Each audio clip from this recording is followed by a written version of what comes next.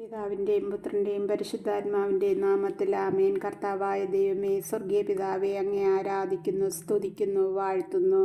പരിശുദ്ധാത്മാവായ ദൈവമേ, അങ്ങേ വാഴ്ത്തുന്നു, ആരാധിക്കുന്നു. പരിശുദ്ധാത്മാവായ ദൈവമേ, ഞങ്ങളിൽ വന്ന് നിറയണമേ അപ്പാ.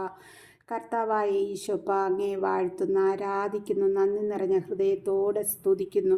ഈ കഴിഞ്ഞ രാത്രിയിൽ ഞങ്ങളെ എല്ലാവർക്കും നല്ല ഉറക്കം തന്ന് അനുഗ്രഹിക്കുകയും ഒരു പ്രഭാതം കാണുവാനുള്ള കൃപകൾ തരുകയും ഇന്നേ ദിവസം ദിവ്യബലി അർപ്പിക്കുവാനുള്ള കൃപയും തന്നതിനെ ഓർത്ത് സ്തുതിക്കുന്നപ്പ. പ്രഭാതം മുതൽ ഈ കരുണയുടെ ഈ 3 മണി സമയം വരെ ഞങ്ങളെ പരിപാലിച്ചതിനായി നന്ദി പറയുന്നു നാഥ.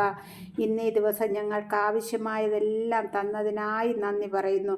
കർത്താവായ ഈശോനാഥ, ഈ കരുണയുടെ സമയം അവിടുത്തെ പക്കലായിരുന്നു കൊണ്ട് പ്രാർത്ഥിപ്പാൻ തന്ന കൃപയ്ക്കായി അങ്ങേ ഞങ്ങൾ സ്തുതിക്കുന്നു നാഥ. ഈ സമയം ഞങ്ങളെയും ഞങ്ങൾക്കുള്ളവരെയും പ്രാർത്ഥനാ സഹായം ചോദിച്ചിരിക്കുന്നവരെയും ഇപ്പോൾ എൻ്റെ പ്രാർത്ഥന കേൾക്കുന്നവരെയും ഞാൻ ഓർത്ത് പ്രാർത്ഥിക്കുന്ന ഓരോ കുടുംബങ്ങളെയും അവരുടെ ആവശ്യങ്ങളെയും അവിടുത്തെ പക്കൽ സമർപ്പിക്കുന്നു. ഈശോപ്പ, ഞങ്ങളിലും ഞങ്ങളുടെ ആവശ്യങ്ങളിലും അവിടുത്തെ കരുണ നിറയ്ക്കണമേ. പ്രാർത്ഥിച്ച് വചനമെടുത്ത് വിശുദ്ധ മത്തായി എഴുതിയ സുവിശേഷത്തിൽ നിന്ന് 11-ാം അധ്യായത്തിൻ്റെ 20 മുതലുള്ള വാക്യങ്ങൾ വായിച്ചു. 20 മുതൽ 30 വരെയുള്ള വാക്യങ്ങൾ വായിച്ചു. 20-ാമത്തെ വാക്കുകളിൽ പറയുന്നത്, യേശു താൻ ഏറ്റവും കൂടുതൽ അത്ഭുതങ്ങൾ പ്രവർത്തിച്ച നഗരങ്ങൾ മാനസാന്തരപ്പെടാത്തതിനാൽ അവയെ ശാസിക്കാൻ തുടങ്ങി. അവിടെ ഓരോ നഗരങ്ങളെ ഈശോ ദുരിതം എന്ന് പറയുന്നുണ്ട്. നമ്മളോടുകൂടിയാണ് ഈശോ ആ വാക്കുകൾ ഉച്ചരിക്കുന്നത്. നമ്മൾ ഈശോയുടെ പക്കൽ വന്നില്ലെങ്കിൽ നമുക്ക് ഓരോ മക്കൾക്കും ദുരിതം തന്നെയാണ്.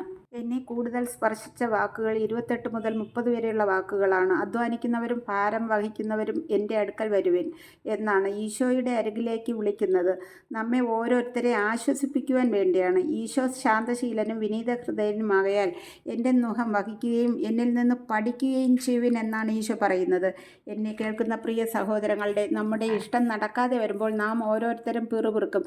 ദൈവമുണ്ടോ? ഉണ്ടെങ്കിൽ എനിക്ക് ഇങ്ങനെ വരുമോ? ഇങ്ങനെയുള്ള ചിന്തകൾ നമ്മിൽ കയറിക്കൂടും. ദൈവത്തിൽ നിന്ന് അകലാൻ തുടങ്ങും. അവിടെ നമ്മൾ സാത്താന് സ്ഥലം കൊടുക്കുകയാണ് ചെയ്യുന്നത്. എന്നാൽ എന്താണ് നമ്മൾ ചെയ്യേണ്ടതെന്ന് ഈ വാക്കുകളിൽ തന്നെ പറയുന്നുണ്ട്. എൻ്റെ നുകം വഹിക്കാൻ എളുപ്പമുള്ളതും ചുമട് ഭാരം കുറഞ്ഞതുമാണ് എന്നാണ്. നമ്മുടെ വേദനകളാകുന്ന ചുമട്, കഷ്ടങ്ങളാകുന്ന ചുമട്, ഇല്ലായ്മയുടെ ചുമട് എല്ലാം തന്നെ ഈശോയ്ക്ക് കൊടുക്കണം. ഈശോ പറയുന്നത് എൻ്റെ അടുക്കൽ വരാനാണ്. ഈ ഈശോ കഠിന ഹൃദയനല്ല, ശാന്തശീലനാണ് എന്ന് പറയുന്നു. നമ്മെ ഓരോരുത്തരെയും ആശ്വസിപ്പിക്കുന്ന കർത്താവിനെയാണ് നമ്മൾ ഇതിൽ കാണുന്നത്. നമ്മുടെ ഭാരങ്ങൾ കൂടി വരുമ്പോൾ ആ ഭാരം ഇറക്കി വെക്കുന്ന ഒരു അത്താണിയാകുന്ന കർത്താവിൻ്റെ പക്കൽ നമുക്ക് പോകാം.